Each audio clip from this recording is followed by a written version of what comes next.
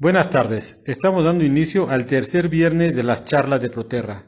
En esta ocasión nos acompaña la arquitecta boliviana Pacha Yampucha Yampara Blanco, con la charla Corazonando con la Tierra, siguiendo el camino ancestral. Voy a leer su currículum muy resumido. Es maestra en educación superior y psicopedagogía, candidata a maestra en innovación tecnológica y proyectos urbanos sostenibles. Diplomada en Diálogo de Saberes e Investigación aplicada en Cambio Climático, Investigación Comunitaria y Saberes en Cosmovisión, Ciencia y Tecnología Andina. Profesora de la carrera de Arquitectura en la Facultad de Arquitectura, Arte, Diseño y Urbanismo de la Universidad Mayor de San Andrés, mejor conocida como la UMSA. Y por supuesto, es miembro de la Red Iberoamericana Proterra y socia honoraria del HEART DI. Con ustedes, la arquitecta Pacha Yampara Blanco. Adelante, Pacha. Bueno, muchas gracias, Ramón, y muchas gracias a todas las personas que nos están escuchando. En esta oportunidad vamos a iniciar la conferencia, pero no sin antes solicitar el permiso a la Pachamama y nos pueda abrir este tiempo y este espacio para que podamos dialogar, ¿no? Con ese cariño, con todo ese amor y con toda esa voluntad. Bueno, vamos a empezar y por favor, si pudieran, qué lindo, Graciela, que nos acompañes también con la coquita. Bueno, vamos a empezar con la charla denominada Corazonando con la Tierra, siguiendo el camino ancestral. Y bueno, esta charla yo la he denominado de esta manera porque quiero hacer referencia a todas esas actividades en las cuales todos nosotros como hermanos y hermanas de la Tierra estamos involucrados, ¿no? Podemos ver en las fotografías en la parte izquierda que son actividades donde nos reunimos entre compañeros, entre amigos, incluso hacemos partícipes a los miembros de la familia o simplemente organizamos los talleres, ¿no? Entonces, podemos ver que estas personas que están participando y están justamente con esa energía de la tierra, al manejar, al manipular la energía de la tierra, están también ellos dotando una energía de su persona, de su ser. Entonces, eso es lo lindo de estos tiempos, de estos espacios que se ven y se generan en la construcción con tierra. Y también por el otro lado vemos en las fotografías de la derecha que tenemos a estas aves que están construyendo su nido con ese mismo cariño, con ese mismo tiempo que van a brindar para construir su nido. Al igual que acá abajo vemos como las hormiguitas también han brindado su energía, su tiempo, su paciencia para construir su casita. Entonces, vamos a continuar también mostrando estas fotografías que ya bueno, de un tiempo a esta parte se están volviendo ya más cotidianas, donde vemos acá a una pareja que ha autoconstruido su casita. Y cómo vemos esa similitud con la construcción de estas dos aves que también están en pareja y han construido su nido. Y eso es lo común entre estas dos fotografías, ¿no? Ambas parejas han construido su nido, que en Aymara nosotros denominamos la tapa. Incluso la energía de la casa, cuando hacemos algunas ritualidades, los yatiris siempre van a hablar de la tapa con dormamani, y es que así se denomina a la energía de la casa. Y la casa no es simplemente un objeto, sino ya es parte de la energía de la familia. Y eso es un aspecto muy importante, ¿no? Que debemos saber conocerlo, pero fundamentalmente tenemos que saber sentirlo. Siento que todas las personas que trabajan en el mundo de la tierra y con los materiales naturales justamente han encendido ese fueguito en el corazón, ese sentir muy diferente o, bueno, muy lejano a ese pensar. Ese fueguito en el corazón ya está encendido y por eso es que se trabajan con los materiales naturales, porque somos sensibles con el medio ambiente, somos sensibles con nuestra madre tierra. Entonces, este trabajo que nosotros estamos viendo de esta pareja que ha construido su nido, no es una moda como algunos ya hacen ver a la construcción con tierra. No es algo nuevo, podemos decir, sino que tiene una herencia ancestral, tiene una herencia del pasado justamente, ¿no? Y en estas fotografías de la derecha es que justamente vamos a ver cómo aquí este abuelito está generando la reposición de las pajitas de la paja, de la fibra para su cubierta, que además son de materiales naturales. Y de repente desde una visión más occidental puedan pensar de que no tiene el recurso para poder generar, bueno, para poder pagar al albañil y bueno, para no tener ese trabajo él. Y lo que no nos damos cuenta es que esta persona que está generando una autoconstrucción también y por herencia y por la transmisión tecnológica de vida, él ya sabe construir esto, ¿no? Pero está generando y está dando todo su cariño y fundamentalmente todo su amor y su energía a la construcción de esta casa. Como también podemos ver esta actividad en la foto inferior, donde podemos ver que la participación no solo se reduce a la participación de los hombres, sino también vemos la participación de las mujeres, incluyendo a los niños. Entonces, todos los miembros que nosotros vemos acá, entre mujeres, hombres, niños, están dando su energía y están aportando su energía a la construcción de la casita o del nido, como nosotros conocemos en esta parte del altiplano. Y todo esto nos hace entender fundamentalmente esta semejanza entre estas dos fotografías, de que nosotros como personas simplemente somos un miembro más de este planeta. No somos aquellos seres superiores que el mundo moderno nos ha hecho creer, al igual que estos pajaritos, no solo somos un miembro más, porque somos parte de un ser mayor, que es justamente la Pachamama, o la Madre Tierra, como le conocen a nivel mundial. Y esta madre que nos alberga en su ser merece respeto, merece cariño, merece esa sensibilidad. Y una parte de ese respeto, ese cariño, es el Aini. El Aini que nosotros acá en el altiplano lo entendemos como esa reciprocidad biótica. Esa reciprocidad está en función a generar esos rituales y darle esa comida en tiempos establecidos según la lógica andina. Y todo esto que estamos hablando de ese respeto en distintos tiempos específicos está enmarcado en un paradigma de vida que tenemos acá en los Andes y efectivamente tenemos en toda América Latina que conocemos como el Abya Yala. Ese paradigma de vida de esta parte de los collanas, de los aymaras quechuas, y no es casualidad que hoy día yo como representante del sur estaría representando al cóndor y Ramón, que nos ha hecho la invitación, estaría representando al águila, ¿no? Al espacio y al territorio del norte. Entonces, en este día y en este tiempo nos estamos conectando el sur con el norte, como también hay otros hermanos y hermanas de la tierra que también hacen la representación de estos espacios territoriales. Entonces, todos nosotros como personas simplemente somos parte del mundo de la gente, que en Aymara mencionamos como el ser jaque o el ser runa en quechua, que es la comprensión de aquella concepción de una persona completa. Y una persona es completa cuando está justamente emparejada. Por eso para mí esto de la paridad es muy importante, porque yo como mujer y mi pareja como varón vamos a constituir un entramado en la vida y vamos a generar a una sola persona completa, ¿no? Que ya se materializa en el matrimonio.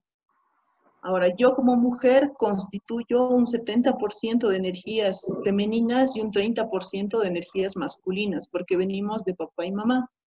Y mi pareja constituye un 70% de energías masculinas y un 30% de energías femeninas. Entonces, cuando nos emparejamos y nos complementamos, llegamos a ese 100%, y a ese equilibrio de las energías fundamentalmente. Y esto es lo más importante, ¿no? Ese equilibrio y esa complementariedad que se manejaba antes y lastimosamente hoy por el mundo moderno hemos generado un desequilibrio. Y hoy que estemos en este tiempo de la pandemia, que a la vez nos están brindando estos espacios para podernos conectar, aunque sea de manera virtual, es que justamente nos están mostrando de que ese equilibrio, lastimosamente, lo hemos roto. Ese equilibrio que antes nuestros abuelos y nuestras abuelas lo tenían muy claro, porque sabían que no solo somos parte nosotros como el mundo de la gente en la tierra, sino también convivimos y coexistimos con el mundo de las plantas o el mundo vegetal. También vivimos y convivimos con el mundo animal. Pero fuera de todo esto, también vivimos, convivimos y cosmoexistimos con el mundo de las deidades o las huacas, los cerros sagrados, el sol, la luna, que se convierten en aquellos seres tutelares, ¿no? Interestelares que están en el cielo. Entonces, estos mundos de vida conforman justamente al mundo de la tierra o al Urajpacha, como le decimos acá. Y dentro de este paradigma de vida, dentro de toda esta lógica de vida andina y que efectivamente tiene mucha relación con otros espacios territoriales, sabemos que todo tiene vida. La tierra, el agua, el viento, el fuego, todos los elementos con los cuales nosotros convivimos, existimos, tienen vida. Y por eso es importante cada uno de estos elementos, y no solo nosotros dentro de un mundo antropocentrista, ¿no? Y de paso que hablamos de una sociedad patriarcal, que a veces queremos hacer una rivalidad y un antagonismo con el feminismo. Entonces, dentro del paradigma de vida ancestral, se habla de un equilibrio y complementariedad entre las energías masculinas y las energías femeninas, que aparte de todo esto, esta relación entre estos mundos de vida están en función a Ainis que tienen tiempos establecidos, que están en función a los solsticios ¿De qué? y a los equinoccios. Está José María Sastre. Entre solsticios y equinoccios Voy a ver que no tenga cámara. tenemos tiempos intermedios. Y esos tiempos intermedios se convierten en fiestas importantes dentro del calendario andino. Y una de esas fiestas intermedias que tenemos como coincidencia con México es justamente el 1, 2, 3 de noviembre, que en México se celebra el Día de los Muertos y en Bolivia también, y no solo en estos dos países latinoamericanos, sino en muchos otros más. Y hago mención justamente a este tiempo del Amayana Uru, que le decimos en Aymara, o ese tiempo de encuentro con los espíritus de las personas que se han ido al más allá, porque no solo la vida es importante, sino esa continuidad que vamos a tener de la vida. Entonces, ese es un aspecto que vamos a tocar en la última parte de esta charla, pero hago mención porque está relacionada justamente a esta lógica de este cosmoexistir entre todo este pluriverso de mundos. Ahora, esto, nuestros ancestros en la arquitectura de aquí del altiplano y efectivamente en la arquitectura de otros territorios y otras partes del mundo, lo tenían muy claro, ¿no? Entonces podemos ver que todo lo que ellos hacían estaba en función a ese paradigma de vida y la arquitectura no era otra cosa. Entonces podemos ver aquí en la disposición de esta configuración de viviendas, es una unidad simplemente, pero podemos ver que aparte de la arquitectura para las personas, también convivían con los animalitos, también convivían con las plantas y también vivían y convivían con el mundo interestelar porque tenían espacios a cielo abierto. Esta es otra reconstrucción que se ha hecho de una de las viviendas que justamente nos muestran esto, ¿no? Esa cosmoconvivencia entre los distintos mundos de vida, con los animales, con las plantas, con el mundo interestelar, con la misma tierra y también las personas. Pero lo que llama la atención en esta configuración de la arquitectura es justamente la aparición de este par, una de base rectangular y una de base circular. ¿Por qué digo que llama la atención? Porque vamos a verla repetida en muchos territorios de acá del altiplano, es decir, de muchas comunidades, y vamos a ir viendo cómo siempre van a estar juntos ese par. Entonces, si nosotros vemos la configuración en planta de estas viviendas ancestrales, podemos ver que ese par constituye a la parte íntima o la casa adentro que nosotros decimos en esta parte del altiplano de la vivienda ancestral. Pero también hay una parte que queda afuera en el entorno y contorno de la casa, que también es parte de la vivienda, ¿no? Pero al estar esto afuera y en el entorno y el contorno, y al tener esto adentro o en la parte privada, estos dos espacios se articulan por uno central, que es el taipi, el centro de la casa, que casualmente el patio ahí es nuestra bisagra natural de articulación entre estos espacios. Y aquí menciono al patio como un espacio importante porque incluso en la colonia y hasta hoy en día, el patio es uno de los espacios más importantes, ¿no? Y que tiene toda su tradición cultural ancestral, porque el patio en estas circunstancias tiene una interrelación vertical entre las energías del espacio de la altura y las energías del espacio de la profundidad. Entonces, entre estas dos energías, entre el Alajpacha que nosotros decimos en Aymara y el Manjapacha, es el espacio de las profundidades, estamos nosotros aquí como personas habitando el hoy, el presente, a modo de una bisagra, pero nos interconectamos con estas energías, ¿no?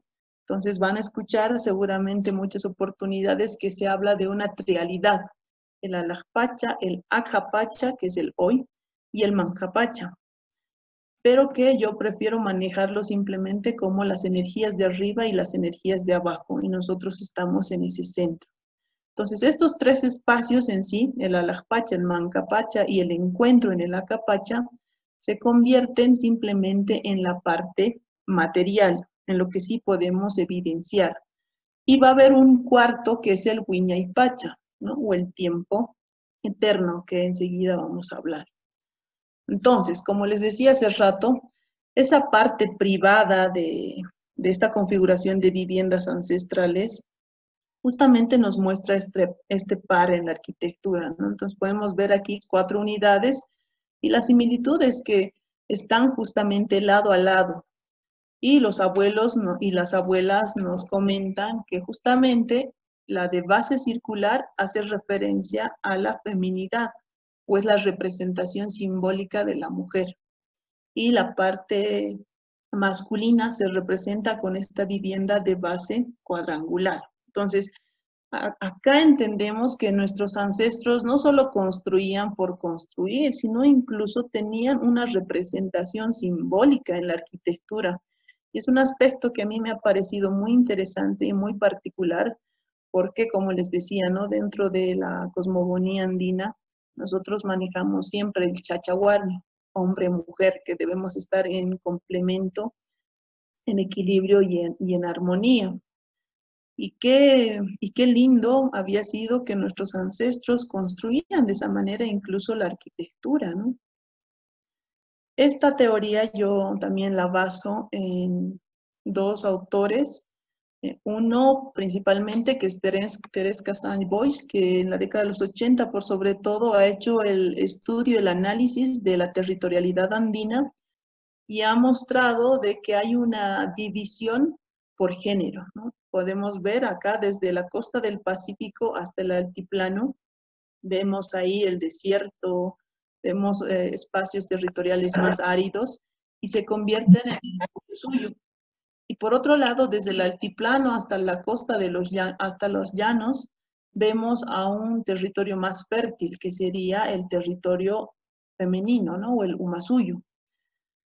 Entonces ya hablamos acá de una comprensión territorial en función al género, nuevamente, ¿no? Energías femeninas y energías masculinas. Y por otro lado, tenemos a Javier Lajo, un académico peruano, donde él también encuentra un espacio astronómico en las Islas Amantani y nos muestra que ha podido encontrar este espacio de observación astronómica de base circular al que él ya denomina como Pachamama, y otro de base cuadrangular que él denomina Pachatata. Entonces, esto me ha servido a mí para nuevamente afirmar lo que los abuelos decían. Esta vivienda de base circular es la representación de la mujer y esta vivienda de base cuadrangular es la representación del varón. Y lo más interesante de esta parte es que esta reproducción en par de la arquitectura se presenta simplemente en la parte del altiplano de La Paz, Oruro, posiblemente en Potosí, pero todavía no tengo registros. Ahí la investigación todavía debería avanzar, y en Perú lo mismo, habría que avanzar, pero lo que llama la atención es que en este espacio territorial entre Oruro y La Paz también están dispuestas las chulpas, de las cuales también vamos a hablar ahora, ¿no? Y ese es otro aspecto que a mí me llama mucho la atención y de lo cual también deberíamos aprender. Bueno, por otro lado, o sea, porque yo también siempre hablo de esta paridad, porque vamos a ver esa paridad incluso en la iconografía de Tiwanaku. Aquí les puedo mostrar cómo Arthur Poznański, en el estudio que ha hecho de la iconografía de Tiwanaku, nos muestra que los tiwanacotas también hacían en algunos de sus iconos esa diferenciación entre la mujer y el varón, ¿no? En este caso sería la representación del cóndor hembra y el cóndor macho, que está claramente con su cresta. Por otro lado, también Poznański menciona que estos dos signos que están en piezas líticas harían referencia, inicialmente él decía que era la representación de la masculinidad en función al miembro viril del varón y la representación de la mujer, ¿no? Que después ya él menciona que es el signo tierra y cielo y el signo luna, ¿no? Caseta lunar. Pero por otro lado, también el arquitecto Escalante en la década de los 90 menciona que al norte del sitio arqueológico de Tiwanaku se han encontrado espacios de vivienda, de habitación, un lugar que se llama La Caraña, donde justamente se ha encontrado uno de base circular y uno de base cuadrangular. Entonces, nuevamente la paridad. Pero también tenemos registros de que la cultura chipaya, una de las culturas vivas que todavía tenemos aquí en Bolivia, genera sus putucus, que son muy conocidos a nivel internacional. Incluso uno termina justamente en una chipa de paja amarrada con cuerdas de cuero de vaca.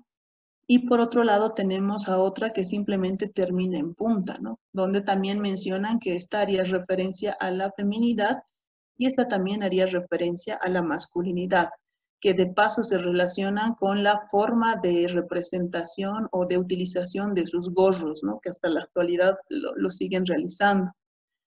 Y por otro lado también hago mención a las chulpas, ya del periodo Aymara, que tenemos acá en la fotografía chulpas de piedra, pero una de base cuadrangular y otra de base circular nuevamente, ¿no? Entonces esto nuevamente a mí me llama la atención. Y bueno, por otro lado, ya estos elementos textiles que hasta hoy en día utilizamos en los Andes, uno que hace justamente la recepción de las hojitas de coca, que es la chuspa, y lo utilizan los varones, y por otro lado la tari, que lo utilizan las mujeres para llevar las hojas de coca. Entonces, no simplemente quiero mostrar que uno es del varón y uno es de la mujer, sino que en todos los textiles de acá, de los Andes, y efectivamente me imagino que esto trasciende hasta México y demás, podemos ver que tenemos un centro, un taipi, que articula estas dos mitades, son un mismo tejido, ¿no? Es decir, si nosotros corremos a la mitad, esta mitad es la misma a esta otra. Lo mismo en este textil, tenemos un taipi, un centro, una costura, y esta mitad es la misma a esta otra, ¿no? Entonces, hasta en los textiles podemos evidenciar esa lógica de equilibrio y complementariedad, ¿no? No es que un lado está mejor trabajado en función al otro. Y esto también lo vamos a ver en los guayos, en los ponchos, que ya son los textiles por excelencia que utilizaban las personas para el uso diario. Otro aspecto también tenemos que mencionar de este trabajo que hacían nuestros ancestros, aparte de ese cariño que ponían en la construcción de la vivienda, esa paciencia que también la tierra, sabemos que como material de construcción nos requiere, esa paciencia, ese cariño. También otro aspecto que es muy interesante es ese trabajo en comunidad, que hoy en día incluso a mí me satisface ver en otros espacios territoriales cómo trabajan esas mingas, ¿no? Que tienen esa tradicional, esa herencia cultural. Nosotros acá la denominamos más como el AINI, que es una reciprocidad desinteresada, es una reciprocidad de vida desinteresada. Y otro aspecto también vamos a relacionar con la segunda lámina, la foto, la pareja, la casa de tierra, es justamente la arquitectura con tierra, ¿no? En función al emparejamiento. Entonces, vamos a ver que van a existir nuevas células de vivienda cuando existe una nueva parejita que se constituye en matrimonio, podemos mencionar, ¿no? O cuando ya se articula la pareja. Entonces, se menciona de que cuando una pareja ya estaba decidida a generar el matrimonio, papá y mamá, sobre todo del varón, generaban o dotaban un espacio de terreno a esta nueva pareja para que construya su nuevo nido. Y para esa construcción de ese nuevo nido tenían la participación de todos los miembros de la familia. Es decir, se extendía la participación de todos los miembros familiares para la construcción de la casa. Ahora, lo más importante e interesante de este acto es que llegaban muchos familiares con chipas de paja, con palos o con herramientas para trabajar, y la idea y la lógica era que siempre sobre, ya sea que sobre la paja, que sobre los palos y todo lo que podían traer para construir ese nuevo nido de la pareja, porque ese hecho de que sobre ese material lo relacionaban con ese buen augurio que tenían para la familia. Es mejor que sobre a que falte. Y si sobraba, entonces la familia siempre iba a tener algo de más, ¿no? Y no iba a sufrir carencias. Entonces, ese es otro aspecto que debemos realzar de esa herencia cultural que tenemos de las culturas, ¿no? Y podemos ver que siempre se trabajaba en comunidad, ¿no? No se disponía simplemente del obrero y de una manera de repente más técnica y más fría, simplemente se construía la casa, sino se generaba con tiempo, con calma, se alistaban los materiales y sobre todo se brindaba esa energía en el momento de la construcción. Bueno, ya otro aspecto que también es muy importante y hablábamos un poco al inicio, es ese equilibrio que nosotros debemos tener entre todo lo material o todo lo visible que nosotros podemos ver con lo espiritual y lo energético. Y ese es un aspecto que nuestros ancestros trabajaban muy bien, ¿no? Y por eso se relacionaban muy bien con los otros mundos de vida, con las plantas, con los animales, incluso con los astros, que a ellos les servía de bioindicadores y así sabían cómo se iba a comportar y qué cosas iban a suceder. Otro aspecto que acabamos de mencionar es ese trabajo comunitario que tiene que tener una relación y un complemento con lo privado o lo que se hace en familia fundamentalmente. Entonces, dentro de la dimensión del horizonte cultural ancestral, cuando generamos este equilibrio entre lo material y lo espiritual, y lo privado y lo comunitario, entonces estamos hablando efectivamente del Summa Camaña, que es ese paradigma de vida que tenemos aquí en los Andes, que en el Ecuador es conocido también como el Summa Causain. Es ese saber vivir y convivir en equilibrio y en armonía, pero no simplemente con el mundo de la gente, sino también con todos los mundos de vida, como los animales, las plantas, incluso nuestras deidades. Y por eso es que hoy en día también hablamos de un Pachacuti, ¿no? De un tiempo de retorno donde nosotros en este tiempo de la pandemia consideramos que va a haber una transformación cósmica, incluso civilizatoria, porque ya estamos viendo que este tipo, este modelo de sociedades que tenemos muy frías, nos han hecho justamente llegar a este tiempo, ¿no? Donde a todos hoy en día nos toca reflexionar en nuestras casas, nos toca pensar en ese sentido de la vida y saber para qué precisamente estamos en este mundo, ¿no? Y cuál es nuestro camino de vida. Entonces, uno de esos aspectos es justamente que la tierra como material de construcción nos va a alumbrar para pensar en un mundo mejor, de equilibrio fundamentalmente. Pero para generar ese equilibrio también tenemos que saber generar esos espacios de equilibrio mediante los rituales. Si bien hoy en día dentro de la visión de repente más religiosa, esta parte de la ritualidad simplemente es vista como algo de los brujos, como superchería y otros aspectos que simplemente los reducen, podemos ver que este tipo de rituales es una forma de equilibrio con la Pachamama, ¿no? O la Madre Tierra. Y por eso estos espacios y estos tiempos de los rituales son muy importantes. No es casualidad también que yo haya empezado justamente con las hojas de coca, porque las hojas de coca nos abren para poder dialogar. Y no es un diálogo cualquiera, sino es un diálogo comprometido, porque eso es lo que debemos hacer de hoy en adelante, ¿no? Comprometernos con generar un mundo y un espacio mejor.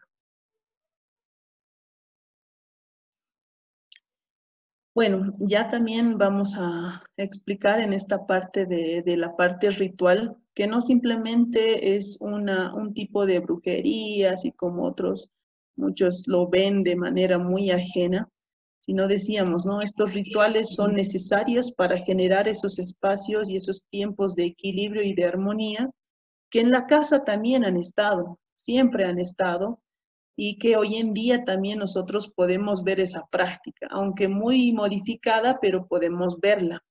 Yo he podido evidenciar que existen 3 fases. La primera, una de las más importantes, es la solicitud a la Madre Tierra para iniciar la construcción de la casa, porque no olvidemos que es un ser vivo, ¿no? Tiene vida. Entonces tenemos que pedirle ese permiso para la construcción de la casa. Por otro lado, tenemos una fase mucho más larga, más extensa, que es ese descanso compartiendo estas hojas sagradas, estas hojas de coca, donde incluso se deciden las actividades de la construcción, como podemos ver en estas fotografías, ¿no? Que sea de un libro de los chipayas que lo hizo el arquitecto de la Cerda.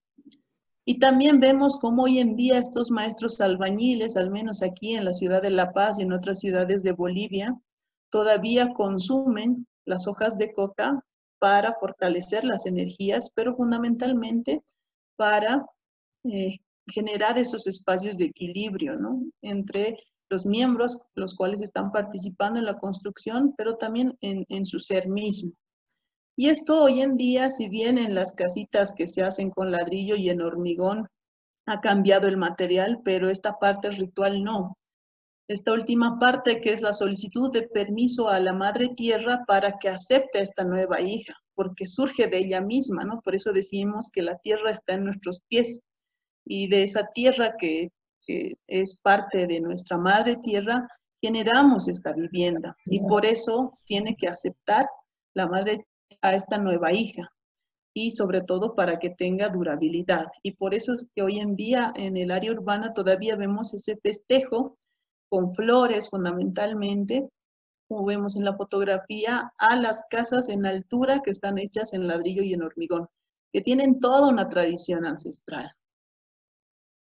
Y bueno, por otro lado, esta parte de las energías también es importante mencionar que dentro de este camino que nosotros hacemos de vida, para los aymaras quechuas, la vida no termina simplemente con el hecho de que nosotros ya no seamos o ya no estemos materialmente, sino que trasciende a un espacio que hace rato decíamos, ¿no? Que es el Huiña y Pacha, el tiempo eterno, donde incluso vamos a ver todo un estadio. Entonces acá tenemos que explicar que la muerte viene a ser considerada como la continuidad a la vida.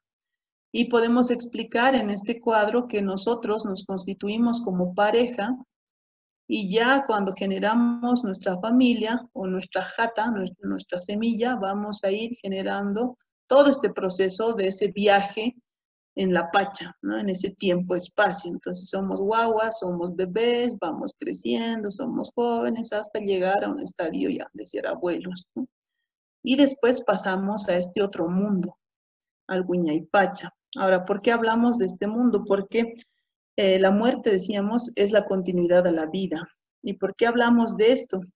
Porque hoy en día en este espacio del altiplano, lastimosamente vemos olvidadas a estos hechos arquitectónicos que son muy interesantes. Uno, por la constitución dentro de la antropología y otro, por incluso la técnica constructiva que podemos evidenciar. Ahora, en una primera vista, tal vez algunos ya puedan mencionar es adobe, es tapia o es otro tipo de técnicas, que así lo han hecho inicialmente, ¿no? Algunos arqueólogos indicaban muy claros en lo que habían visto y decían que eran hechas de adobe, otros decían que eran hechas de tapia y en eso se han quedado. Pero podemos explicar ya aquí que vamos a ver a otro tipo de técnica. Pero tenemos que explicar para las personas que no sean de la región qué es una chulpa o qué son los chulpares. Las chulpas son estos espacios que albergan a los muertos, ¿no? Son espacios mortuorios. Lo interesante es que este tipo de arquitectura data por lo menos del 1200, es decir, un poco más, un poco menos, porque no se ha hecho simplemente en un solo tiempo. Es decir, hasta hoy en día ya muchas de estas serían milenarias, ¿no? Entonces estamos hablando aquí de un patrimonio milenario. Y por otro lado, debemos mencionar de que llama la atención por qué los aymaras, porque fue en el periodo aymara que se realizó por sobre todo estas estructuras de tierra, por qué los aymaras le han dado tanta importancia a albergar a sus muertos, ¿no? Esa es la interrogante que surge. Entonces vamos a ir viendo en estas. Y ahí de repente los que ya saben mucho más de técnicas constructivas con tierra, ya podemos descartar efectivamente que no se trata de adobe y tampoco se trata de tapia, ¿no? Entonces es otro tipo de técnica que incluso no tiene una continuidad geométrica como en el caso del adobe. No tenemos esas juntas o esos bloques específicos. Pero gracias a que bueno, el tiempo, el clima, ha llovido, ha hecho viento, nos dejan ver incluso en un corte natural cómo se constituyen estas piezas. Incluso acá podemos ver la escala, ¿no? Que no es un elemento pequeño, sino es un elemento grande. Entonces, incluso, lastimosamente, una de estas estructuras se ha caído y ahí podemos ver cómo se articula ese material, ¿no? O esas piezas que conforman y han generado la construcción de esta chulpa. Entonces, podemos ver ahí cómo se articula la paja y la arcilla fundamentalmente. Y estas son otras, las anteriores eran del espacio de Cuyicuyi, un poco más al sur de La Paz, y estas vendrían a ser más al noroeste, ¿no? Ya cerca a la carretera hacia Chile. Entonces podemos ver en estas que están mejor conservadas, lo particular es que uno, si ven esta primera foto, no todas son del mismo color, como lo que habíamos mostrado anteriormente, sino hay algunas más blancas, algunas más rojas y un poco más oscuras. Incluso en cuanto a las alturas hay una diferenciación que todavía no sabemos muy bien cuál es la razón.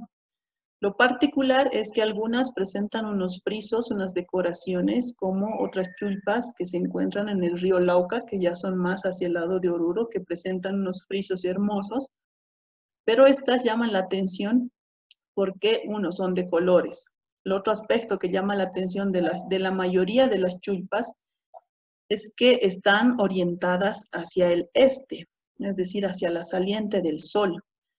Y es uno de los aspectos que coincide justamente con las viviendas que hace rato les mostraba, ¿no? Ese par de unas viviendas de base circular y otras de base cuadrangular. Esas viviendas también están ubicadas sus puertas hacia el este y no tienen vanos, no tienen ventanas, son muy cerradas por todas las condiciones climáticas que tenemos aquí en el altiplano, pero coinciden justamente con la ubicación de sus puertas, ¿no? O los vanos que acá tenemos en las chulpas que se encuentran y se ubican hacia el este.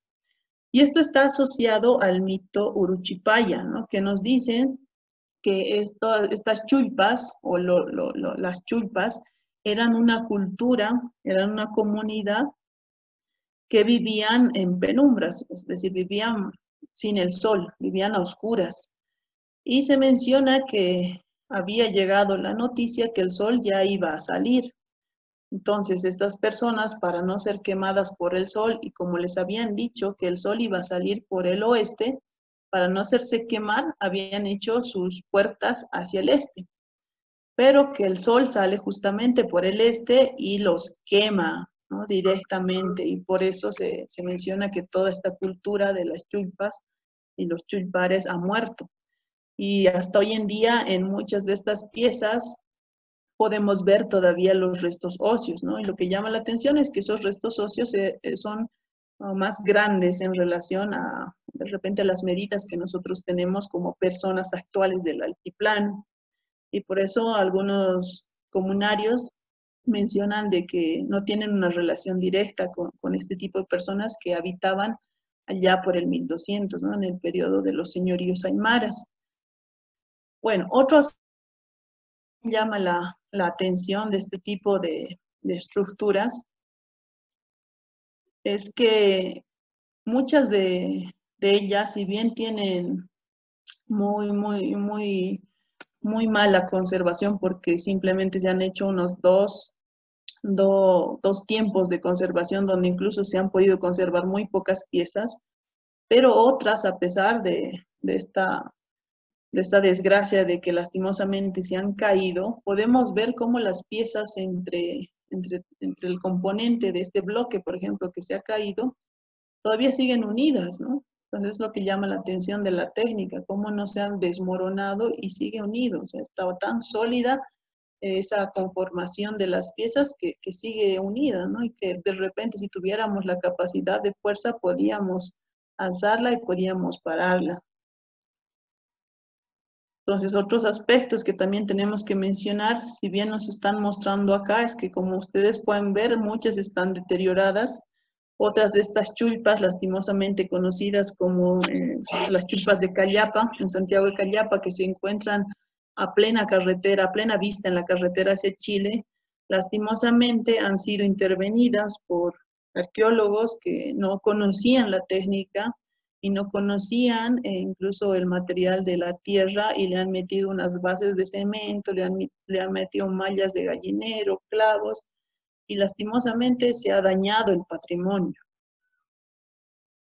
Bueno, entonces lo que ya aquí podemos explicar, gracias a Irene de la Veris, que es una conservadora griega, que en el 2017 incluso ha hecho el taller en el CIACOT acá en La Paz. Yo creo que es la máxima aproximación en cuanto a la técnica, ¿no? Incluso ella misma dice que es lo más cercano, pero en función a la construcción es lo que mejor podemos entender nosotros por este tipo de técnica. Entonces, Irene explica de que estas piezas han sido, trabajadas con la paja prácticamente entera, embarradas y generadas en estos bloquecitos, que ella la ha denominado chulpahuahuas gracias a la oralidad, gracias a toda la investigación y a la oralidad, ¿no? Con los comunarios, porque le habían indicado justamente que muchos de ellos jugaban de niños con estas piezas como si fueran sus guaguitas, y por eso también la han denominado como chulpahuahuas ellos. Lo que llama la atención en la técnica es que se trabaja así en fresco, y aparte de trabajar en fresco, como podemos ver en esta fotografía, están poniendo unas piezas que estarían horizontal y hay otras que están en posición vertical, que están colgando como unas lenguas, ¿no? Y esas lenguas vienen a cubrir estas piezas horizontales, y ahí se habla de un tejido que se hacía en este tipo de construcción. Entonces aquí podemos ver cómo esta lengua que estaba colgando ya la han doblado y le están generando ese tejido entre todas estas piezas, ¿no? Por eso es lo que nos llama la atención, y es que todas estas piezas parecen ser que están en un tremendo desorden, y más que un desorden parece ser un tejido, ¿no? Es un tejido que se ha hecho en esta estructura, y posiblemente por eso es que el bloque que veíamos hace rato que se había caído, pues no se ha desmembrado totalmente, ¿no? Sigue todavía con todas sus piezas coladas, ¿no? Entonces, lo que a mí lastimosamente me duele ver es esto, ¿no? De que la arquitectura se reduce de repente a las ciudades, el patrimonio también simplemente se ve en las ciudades y no se ve todo lo que nosotros tenemos en el área rural o en estos espacios de lo lejano a las urbes, ¿no? A las comunidades. Lastimosamente, nuestros abuelos, nuestras abuelas que han puesto todo su corazonar, toda esa energía, toda esa paciencia, todo ese cariño en esas construcciones, por esa no transmisión de conocimientos, hoy en día están siendo olvidados y están siendo consumidos por la misma tierra.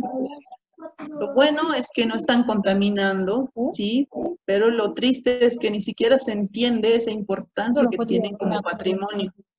Y más aún las piezas de las chulpas, donde ni el gobierno anterior y efectivamente el gobierno actual tampoco va a poner atención a este tipo de patrimonio, que ni siquiera es un patrimonio de hace cientos de años, sino de prácticamente de 1000 años. Entonces se habla de un patrimonio milenario prácticamente acá, que lastimosamente está siendo ignorado y ya está en proceso de desaparición. Y la importancia de tener estos espacios es justamente para mostrar, ¿no? Toda esta herencia cultural que teníamos, así de bella y así de ignorada, lastimosamente ya está en proceso de desaparición, que sí nos gustaría hacer algo, pero también se requieren de muchos recursos, ¿no? Y de muchos diálogos en cuanto a los entes de gobernación, de Estado y demás. Entonces, lo que yo con esta charla he querido un poco motivar es justamente a ese fueguito que nosotros tenemos en el corazón, pero que muchas veces ha sido opacada por la razón, ¿no? Entonces ya no tomamos importancia a estas viviendas que, si bien eran del pasado, pues que se queden en el pasado y no nos sirven ni siquiera para el estudio y para el análisis. Entonces, por no entender ese pasado, justamente parece ser que nos está tocando vivir este tiempo de reflexión, que, como les decía, lo entendemos más como el Pachacuti, como este tiempo de transformación cósmica, de una transformación civilizatoria, donde ya no seamos esas personas que simplemente pensemos en frío, sino también podamos sentir. Gracias a esa fuerza espiritual, donde podamos sembrar y construir con tierra, no solo con unas técnicas, sabiendo simplemente las técnicas, sino también siendo conscientes de que la tierra es un material que está comprometido con la vida. Y eso es lo que deberíamos reflexionar, ¿no? Para no tener estos escombros que se generan en muchas de las ciudades con los materiales industrializados. Y ahí nos damos cuenta cómo hemos generado justamente ese desequilibrio, ¿no? Hemos roto ese desequilibrio y esa armonía con los otros mundos de vida, donde afectamos incluso a otros espacios de los cuales nosotros mismos posteriormente nos alimentamos, ¿no? Que serían los espacios de la agricultura. Entonces, simplemente esta charla es un llamado a seguir, a seguir comprometidos con la vida, y saber de que nuestros ancestros sí tenían un camino muy claro, ¿no? Y comprometido con la vida fundamentalmente antes que con el dinero. Y ese es el camino que creo que deberíamos seguir todos y comprometernos con la continuidad de la vida. Eso es todo. Muchas gracias. Ayaya. Muchas gracias, querida Pacha. Si alguien tiene alguna pregunta, me pueden decir y abrimos el micrófono, o lo abren y me avisan. Pero por lo pronto, Pacha, te felicito por esta gran conferencia que has dado hoy. Es muy bello escuchar lo que es las construcciones a partir del amor, que es la parte medular en todos estos procesos, el permiso a la Madre Tierra, a la Pachamama, y pues toda esta parte simbólica en lo que todos estamos haciendo. Te quiero preguntar, ¿qué relación ves que hay en México, de más profundo, con Bolivia, en este caso de las chulpas, en el proceso de lo que es el inframundo, el renacer o la continuidad de la vida como se maneja mucho aquí en México? A ver si pudieras comentarnos, pues tener un poquito más esta relación. La relación de las chulpas con México, ¿dices tú? Sí, por lo que representa la muerte. Bueno, no he sido partícipe de la fiesta tremenda que tienen en México, pero bueno, tomo referencia por lo que nosotros hacemos aquí en Bolivia, porque algo sí he visto simplemente por la, por la tele y demás, ¿no?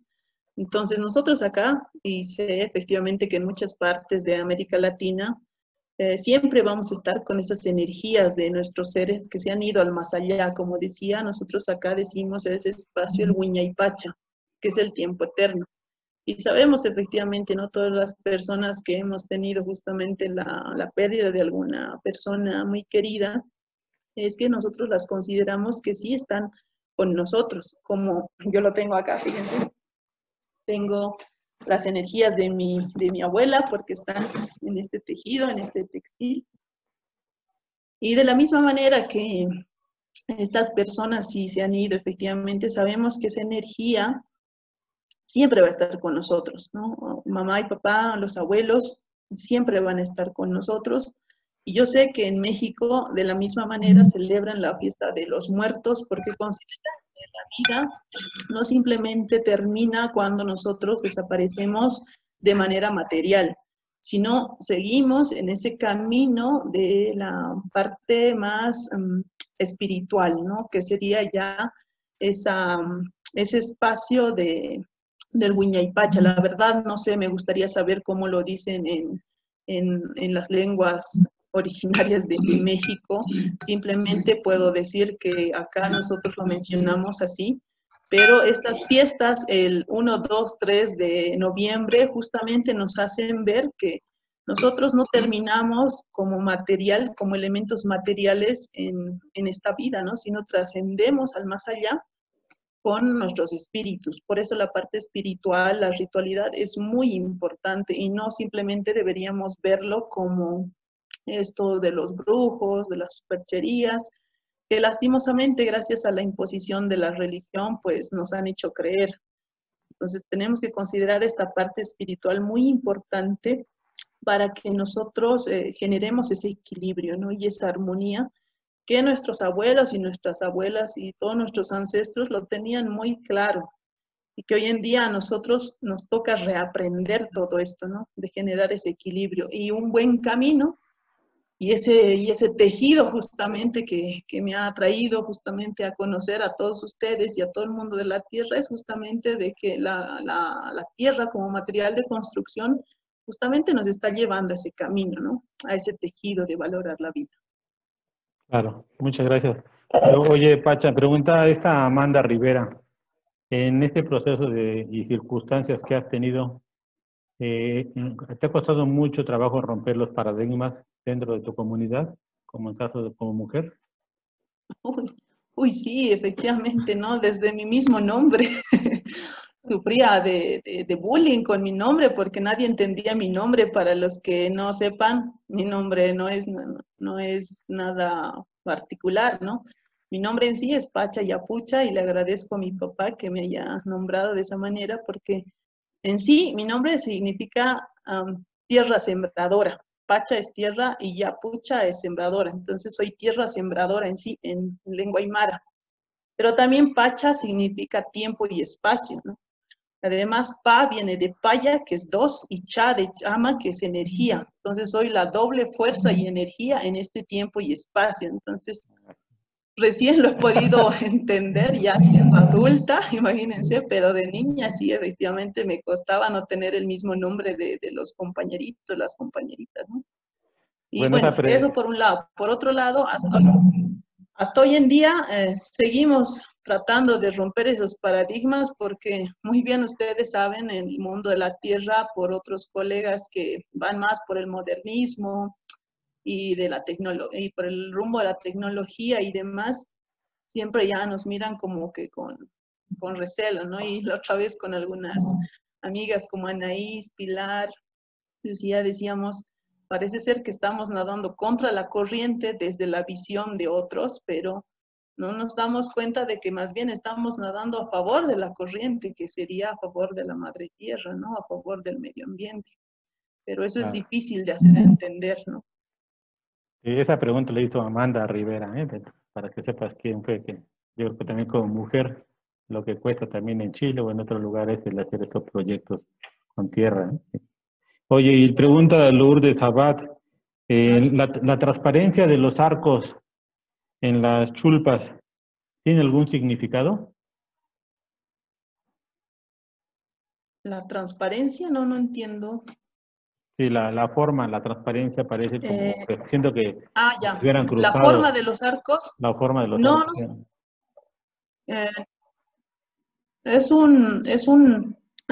bueno, entre estos arcos existen diferencias, pero lo que yo relaciono, no hay investigaciones todavía más fundamentadas en esto de las chulpas, pero lo que yo relaciono es justamente al vientre materno, ¿no? Porque hasta la misma forma que las enterraban los hacían en posición fetal, en la misma posición en la cual nosotros venimos a este mundo material, en la misma posición se los enterraba en estos espacios mortorios que son las chulpas, ¿no?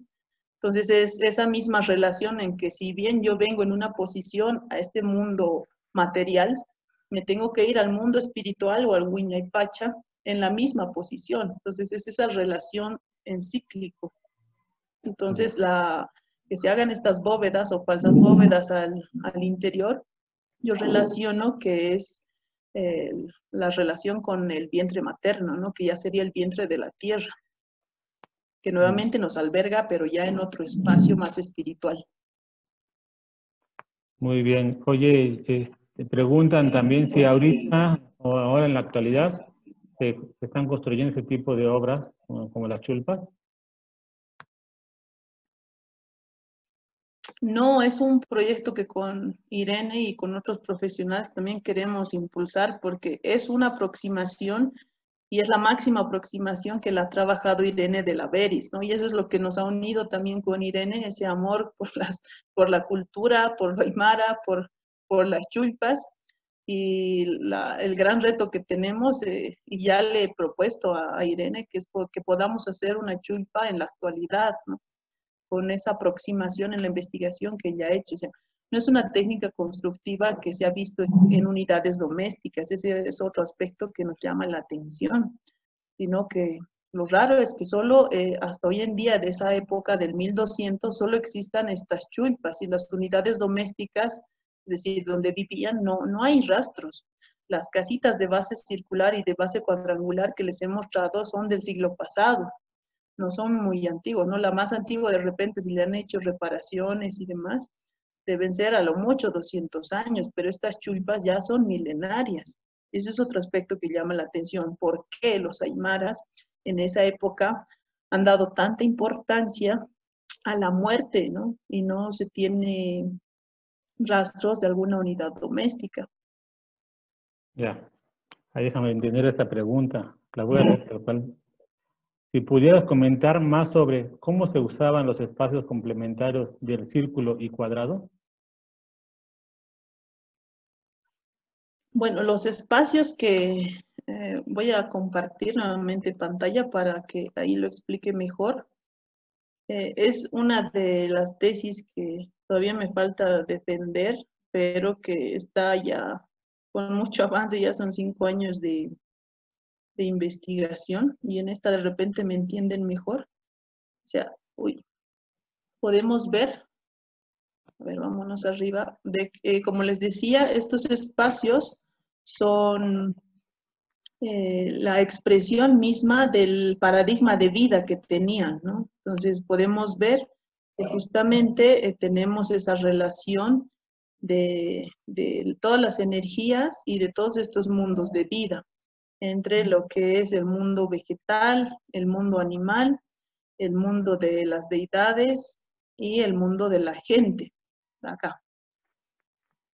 Esta, ¿no? Entonces podemos ver que si bien teníamos, y la forma de construcción era, ¿no? La primera, cuando ya la pareja se casaba y generaban ese trabajo comunitario, la primera en construir era esta, ¿no? El Murucuta. Porque sabemos que dentro de las comunidades y dentro de la lógica ancestral no se construía de la noche a la mañana todo, sino la primera en construir era esta, el Murucuta, que además tiene una relación con el vientre materno porque las mujeres, antes cuando daban a luz en las casas, tenían que estar aquí más de un mes sin hacerse pasar el sol, el viento y demás. Tenían que cuidarse acá. Las abuelas no dejaban que salga. El otro espacio que posterior se construían era el taruta, ¿no? Esta de base rectangular. Entonces ahí se articula el primer par. Y por necesidad también se articulaba de manera paralela la cocina o la quincha, y ahí la relación con la técnica incluso, ¿no? De la quincha, que la quincha en la pronunciación en Aymara hay que saberla, que es una cocina a cielo abierto que tiene un fogón de arcilla. Entonces, estos tres espacios eran los primeros que se construían. Después, ya depende de la necesidad de la familia, podían hacer un taruta, podían hacer otro murucuta o otra de base circular, que a veces era útil como vivienda en el tiempo del Huipipacha, para la cocina. También teníamos el espacio de los animalitos, los corrales de los animalitos, que podían estar unos más cercanos, otros más lejanos. El horno, que es muy tradicional, que incluso en Chile he escuchado y en Argentina, que al horno de barro le dicen quincho, ¿no? Que tal vez tiene una relación incluso con el espacio de la cocina. Y bueno, lo otro es ya el espacio de los cultivos. Incluso acá en esta disposición de la vivienda había uno más lejano que era el Uibiri Samiri, que era un espacio también más ritual de la familia. Ya. Eso simplemente. Anaís preguntaba si en esa parte de Bolivia también había piedra para construir, o por qué todo fue con tierra. O si había también otro material. Es depende del espacio territorial. Lo poco que les estoy mostrando corresponde a la parte sur de La Paz, una partecita a la parte sur de La Paz y la parte norte de Oruro, más o menos, ¿no? Pero si nos vamos en el departamento de La Paz, más cerca al lago Titicaca, donde han hecho una construcción más con piedra, ¿no? Entonces ese es otro tipo de arquitectura que también merece su estudio, ¿no? Merece un estudio en profundidad, su significado y demás, pero lo que les estoy mostrando simplemente es de una porción del altiplano y que a mí me ha parecido interesante porque justamente coincide con la ubicación entre las chulpas y estas viviendas de significado entre la de base circular y la de base rectangular. Pero sí, efectivamente, habían otras que se hacían netamente en piedra, que están más cercanas al lago Titicaca, y como en este caso en el altiplano no teníamos mucha piedra y no teníamos mucha madera, por eso es que incluso en las cubiertas se hace un entramado o se hace un armado de simples ramas, ¿no? Con con cuerdas de cuero de vaca o otros animales, o simplemente tejiendo la paja, que también sabían tejer, y se hacían cuerdas de paja. Muy bien, pues hay muchísimas felicitaciones de Rosario, Rodolfo, Amanda, Ángel, Ariel, Álvaro Maldonado, que están haciendo felicitaciones. Voy a leer uno. Dice así, Rosario Chaverne, un comentario hermoso. Valoro mucho la participación de Pacha, una arquitecta joven en Bolivia en esta red. Es necesario este enfoque cultural en el hábitat de América Latina. Nos recuerda que como decía el escritorio Eduardo Galeano, aún hay venas abiertas en América Latina. Abrazos, querida Pacha. Gracias. Bueno, un bello mensaje, Pacha, saludos desde México, Patricia Ricardes. Otro bello mensaje en tiempos en donde la ritualidad se va perdiendo y es tan importante para crear comunidad. Tenemos más comunicación y menos comunidad. La voz de Sabat, a Pacha, Amanda, que te admira mucho, excelente conversatorio, Pacha, eres una gran investigadora y joven. Pacha, es Virgilio Ayala, una riqueza cultural invaluable, saludos desde Guatemala. En fin, ¿quieres que siga leyendo todas las felicitaciones? Pues bueno, o si alguien de ahí que quiera que le abra el micrófono, pues la verdad que estamos pues muy contentos y muy felices de ver este tipo de conferencias. Si alguien lo quiere hacer públicamente, pues nos despedimos, compañeros. Pues bueno, Pacha, te agradecemos mucho en nombre de todos en Proterra, la brillante exposición que nos has dado. Y pues nos vemos el próximo viernes para la siguiente persona, que está Natalia, que abrió su micrófono, a lo mejor quiere comentar algo antes de que cierre. Sí, hola, buenas tardes a todos. No, yo quería hacerle una pregunta. Primero felicitarle porque es muy interesante la ponencia. Quería hacerle una pregunta. No sé si hay una relación entre la ritualidad esta propia de la construcción con las ritualidades agrarias, porque las comunidades de la zona están estrechamente vinculadas con producciones pastoriles y agropecuarias. Entonces, ¿qué relación existe en esas ritualidades? Y y supongo también cuando esa ritualidad no existe, porque supongo también de que en esta ritualidad que da sentido a las cosas, y es como parte identitaria de esta comunidad en sí, también lo hay los que se resisten a esta, no sé si en ese caso existe, entonces, pero más bien a la primera de las relaciones de ritualidades en las diferentes actividades. Bueno, gracias Natalia. Efectivamente hay mucha relación, ¿no? Como les mencionaba, nuevamente voy a compartir pantalla porque no me he dado el tiempo de explicar, no era el tema, pero en esta parte, si ustedes ven, de todo este pluriverso de mundos que he mostrado en este cuadro a mí me ha aclarado mucho y lo ha construido mi papá, entonces acá tengo que también darle las gracias a mi papá, que él ha construido incluso el paradigma de vida, ¿no? Del Sumacamaña ya en la década de los 70, que hoy en día se está hablando a nivel mundial.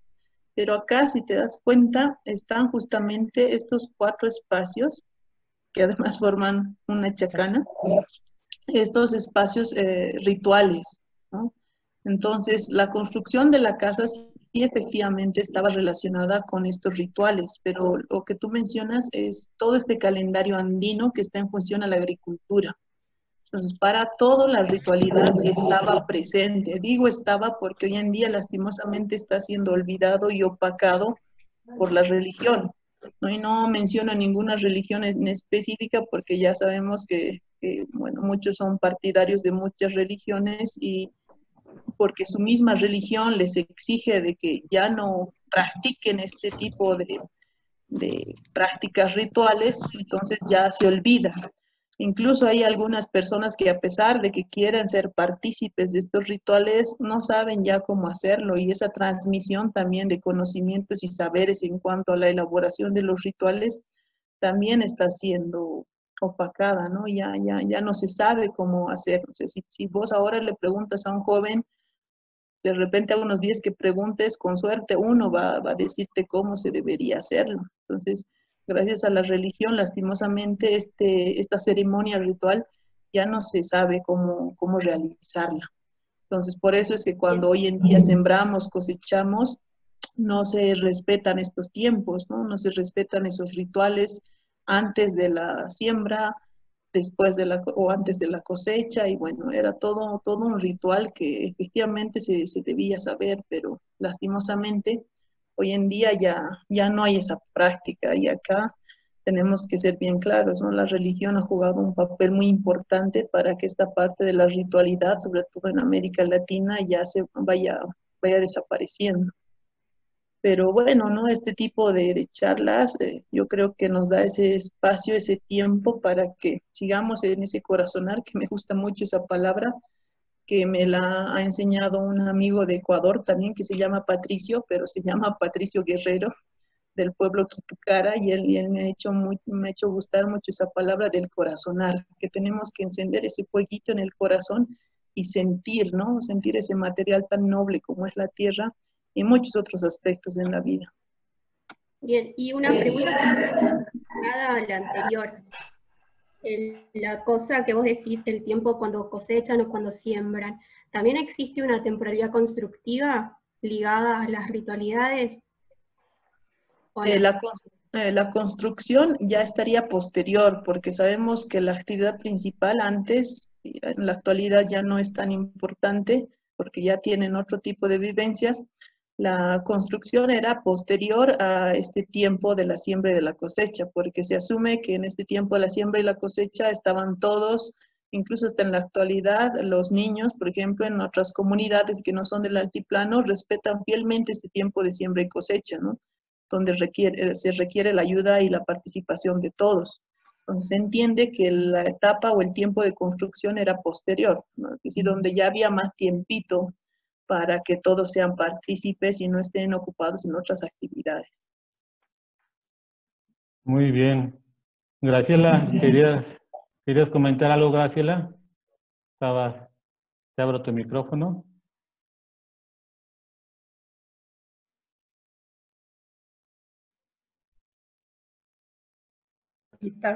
Sí, yo simplemente agregar que, bueno, esto es un mundo al que quiero mucho, al mundo andino, no solo porque por cuestiones familiares que se acercan a ese punto, sino por mi aprendizaje y mi estadía en el Cusco durante algunos años, en la década del 70 y en mis regresos continuos a la tierra peruana.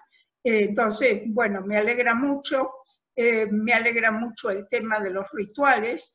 Yo creo que también dentro de la religión cristiana ha habido grupos que no han estigmatizado a estas cosas, sino que las han adaptado y las han adoptado. Y que, por ejemplo, en el Cusco era común que estas cosas las hacía la gente, pero además se tiraba coca, pero también se tiraba agua bendita, y venía el cura y daba unas bendiciones, y mientras unos tomaban chicha, otros tomaban cerveza, es decir, que había una conjunción de mundos ahí muy interesantes, que a lo mejor en Bolivia no ha sido así, pero en el Cusco era muy, muy mezclado todo, y no era solo en la hechura de las casas, sino en todo lo que vos, Pacha, ya dijiste en un momento, que era todo el tema de la muerte y la trascendencia, el Día de los Muertos, etc. Entonces, bueno, había todo un conjunto de cosas que se unían en ese mundo. Lo mismo podemos decir en otras zonas, como por ejemplo en el Paraguay, en donde también hay una mezcla del mundo guaraní con el mundo cristiano, en donde también hay una serie de rituales de este tipo distintos, pero que los hay, en donde también está el tema de los espacios en la casa comunes o privados, en lo que es la relación con el ambiente, etc. Yo creo que estas cosas deben existir en todo el mundo. Sin embargo, toda esta cuestión de las grandes ciudades nos hace dejar de lado ese tipo de cosas porque se viven de otra manera.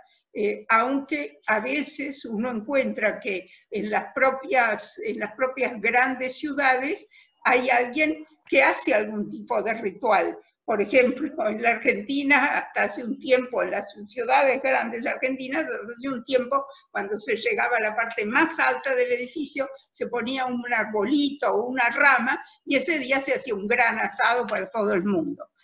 Hoy eso se está dejando, pero eso yo, que ciertamente soy vieja, pero yo lo he visto, y yo he hecho el asadito el día que llegamos a la parte más alta en algunas construcciones en las que estuve. Entonces, bueno, eso es todo un mundo que desgraciadamente se va perdiendo, pero que todavía quedan lugares desde donde uno pudiera rescatar esa cosa y seguir adelante, porque es realmente muy importante. Esto está muy relacionado con lo que es la minga, con lo que es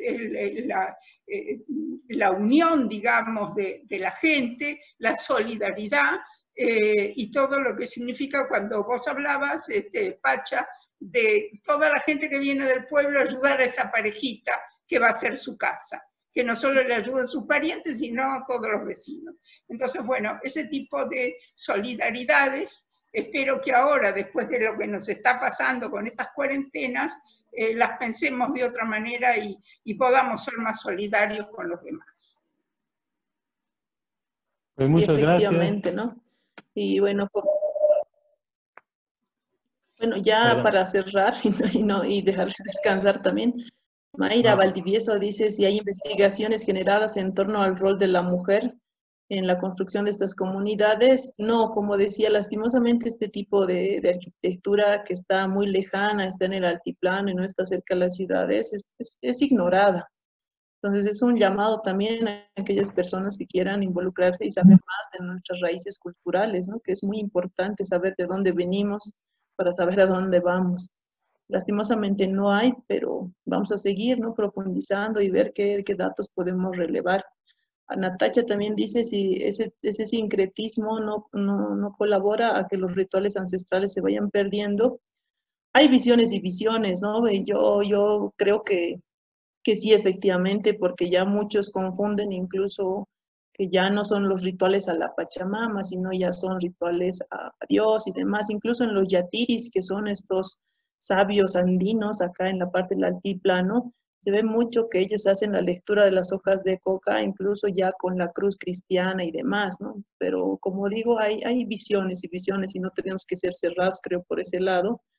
Y bueno, hay personas que sí, efectivamente, vamos dentro de la lógica más ritual en función a la Pachamama, pero otros que se sienten más cómodos generando esa práctica ritual, tanto de la parte religiosa y de la parte ritual ancestral. Entonces, hay muchas peculiaridades, ¿no? Pero hay otros grupos también muy radicales que rechazan totalmente. Entonces, yo creo que siempre tenemos que buscar un punto de equilibrio, ¿no? Y respetar lo que el otro y la otra hace. Pues bueno, con esto finalizamos este viernes de las charlas de Proterra. Agradecemos infinitamente, Pacha, y nos vemos el próximo viernes con Camilo. No, gracias a ti, Ramón, efectivamente, por unir al norte y al sur, al cóndor y al águila. Muchas gracias a todos, Cayaya. Ya.